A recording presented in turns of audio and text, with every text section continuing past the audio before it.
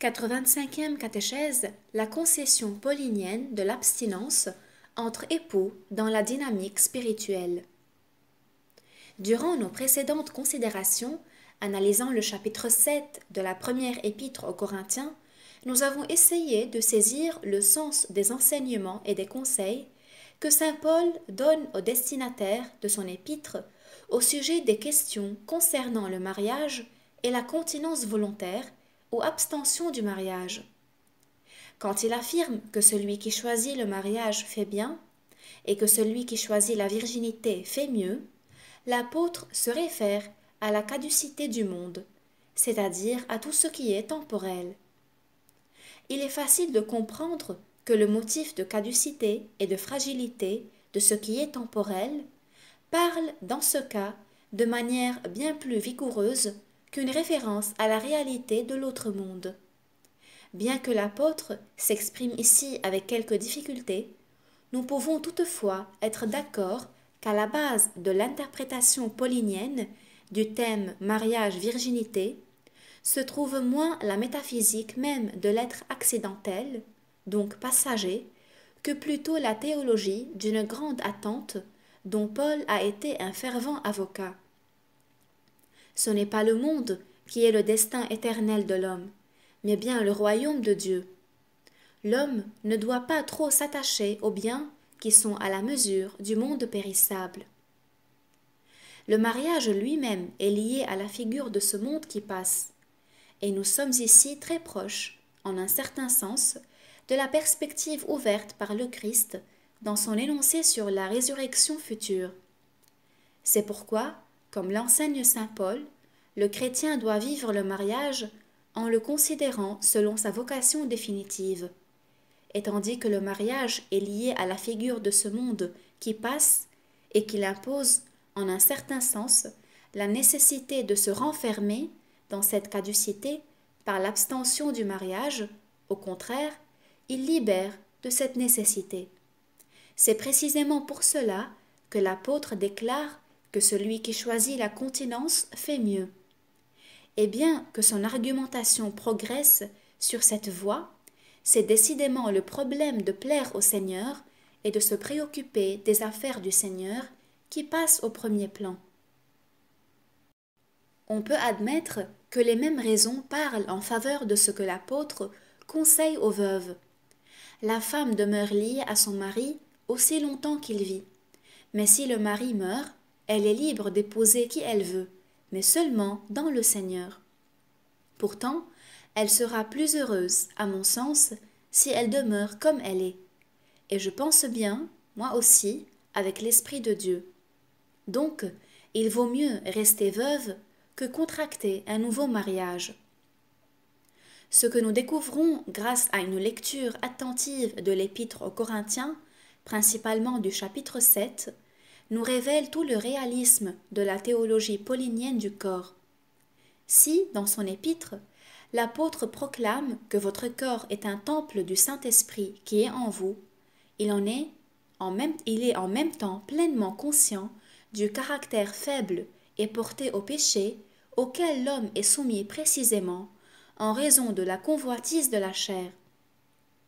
Toutefois, cette conviction ne l'empêche nullement de voir la réalité du don que Dieu offre tant à ceux qui s'abstiennent du mariage qu'à ceux qui prennent femme au mari. Dans la première épître aux Corinthiens, chapitre 7, nous trouvons un net encouragement à l'abstention au mariage et l'affirmation que celui qui s'y décide fait mieux. Toutefois, nous n'y trouvons rien qui puisse faire considérer comme charnel ceux qui vivent le mariage et comme spirituels ceux qui choisissent la continence pour des motifs religieux. En fait, dans l'une et l'autre manière de vivre, dans l'une et l'autre vocation, comme on le dit aujourd'hui, opère le don que chacun reçoit de Dieu, c'est-à-dire la grâce qui fait du corps un temple de l'Esprit Saint et qui reste tel dans la virginité comme dans le mariage. Dans l'enseignement que Paul expose principalement dans cette première épître aux Corinthiens chapitre 7, il n'y a pas la moindre base pour ce qui plus tard sera appelé manichéisme. L'apôtre sait parfaitement que si la continence pour le royaume des cieux est toujours à recommander, la grâce, c'est-à-dire le propre don de Dieu, aide aussi et en même temps les époux qui vivent unis si étroitement que comme le dit le deuxième chapitre de la Genèse, verset 24, ils ne sont plus qu'une seule chair. Cette coexistence charnelle est donc soumise à la puissance de leur propre don de Dieu. À ce propos, l'apôtre écrit avec le réalisme qui caractérise tout son raisonnement dans le chapitre 7 de son épître, que le mari s'acquitte de son devoir envers sa femme et pareillement la femme envers son mari. La femme ne dispose pas de son corps, mais le mari. Pareillement, le mari ne dispose pas de son corps, mais la femme. On peut dire que ces affirmations constituent, de la part du Nouveau Testament, un lumineux commentaire du livre de la Genèse chapitre 2, verset 24, que nous venons d'évoquer. Toutefois, les termes utilisés ici, en particulier les expressions son devoir et ne dispose pas, ne sauraient s'expliquer si l'on fait abstraction de la dimension exacte de l'alliance nuptiale, comme nous avons essayé de le montrer par l'analyse des textes du livre de la Genèse. Nous essayerons de le faire encore plus pleinement quand nous parlerons de la nature sacramentale du mariage. Le moment venu, il conviendra de revenir encore à ces expressions significatives qui, du vocabulaire de saint Paul, sont passées à toute la théologie du mariage. Pour l'instant, nous allons continuer à fixer l'attention sur les autres phrases de ce passage du chapitre 7 où l'apôtre s'adresse aux époux en ces termes. Ne vous refusez pas l'un à l'autre, si ce n'est d'un commun accord, pour un temps, afin de vaquer à la prière, puis reprenez la vie commune, de peur que Satan ne profite de votre incontinence pour vous tenter. Ce que je vous dis là est une concession, non un ordre. C'est un texte très important auquel il conviendra de se référer encore dans le cadre des méditations sur les autres thèmes. Est extrêmement significatif le fait que l'apôtre, qui dans toute son argumentation au sujet du mariage et de la continence, établit, comme le Christ, une nette distinction entre commandement et conseil évangélique, éprouve le besoin de se référer également à la concession comme à une règle supplémentaire, et cela surtout quand il s'agit des époux et de leur coexistence mutuelle. Saint Paul dit clairement que tant la coexistence conjugale que la volontaire et périodique abstention des époux doivent être un fruit de ce don de Dieu qui leur est propre, et que, coopérant en connaissance de cause avec lui, les époux eux-mêmes peuvent maintenir et renforcer ce lien personnel réciproque et en même temps affermir la dignité que le fait d'être temple du Saint-Esprit qui est en eux confère à leur corps. Il semble que la règle paulinienne de concession indique le besoin de prendre en considération tout ce qui correspond de quelque façon à la subjectivité si différenciée de l'homme et de la femme. Tout ce qui, dans cette subjectivité, est de nature non seulement spirituelle, mais encore psychosomatique, toute la richesse subjective de l'homme qui, entre son être spirituel et son être corporel, s'exprime dans la sensibilité spécifique tant chez l'homme que chez la femme, tout cela doit être maintenu sous l'influence du don que chacun reçoit de Dieu, un don qui lui est vraiment personnel.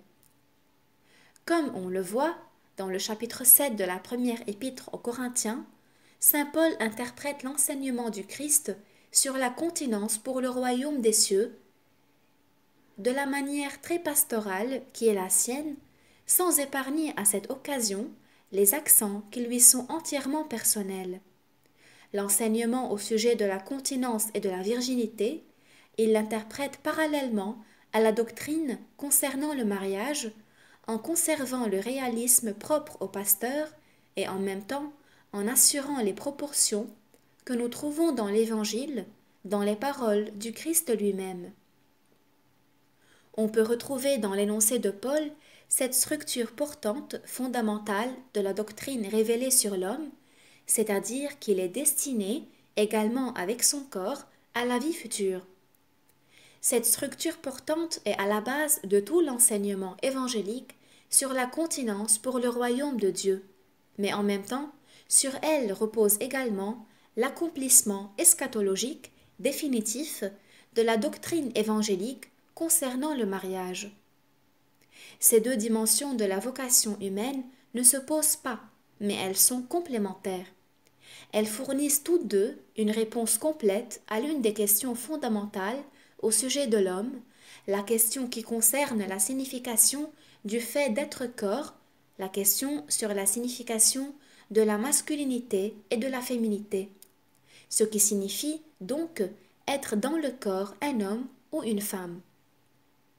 Ce que nous définissons normalement comme théologie du corps se présente comme quelque chose de véritablement fondamental et constitutif pour toute l'herméneutique anthropologique et en même temps quelque chose d'également fondamental pour l'éthique et pour la théologie de l'éthos humain. Dans chacun de ces deux domaines, il convient d'écouter attentivement non seulement les paroles du Christ qui font appel à l'origine, dans Matthieu 19, verset 4, ou au cœur comme lieu intime et en même temps historique de la rencontre avec la convoitise de la chair, Matthieu 5, verset 28, mais aussi, et non moins attentivement, les paroles du Christ qui se réclament de la résurrection pour jeter dans le cœur inquiet de l'homme les premiers germes de la réponse à la question de savoir ce que signifie être chair dans la perspective de l'autre monde.